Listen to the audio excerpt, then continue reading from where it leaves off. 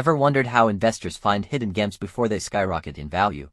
In this video, I'll show you exactly how to identify undervalued stocks like a pro. What are undervalued stocks? An undervalued stock is a company trading below its real worth, meaning it has huge growth potential. How to identify undervalued stocks? Check the P/E ratio. A low price-to-earnings P/E ratio compared to industry peers can signal a bargain. Look at price-to-book P/E ratio.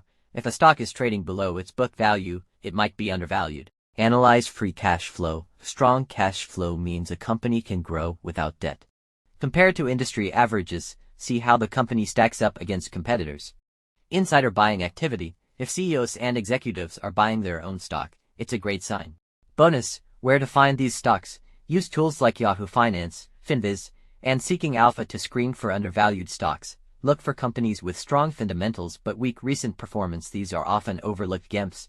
Finding undervalued stocks takes patience, but the rewards can be huge. If you found this helpful, like and subscribe for more investing tips.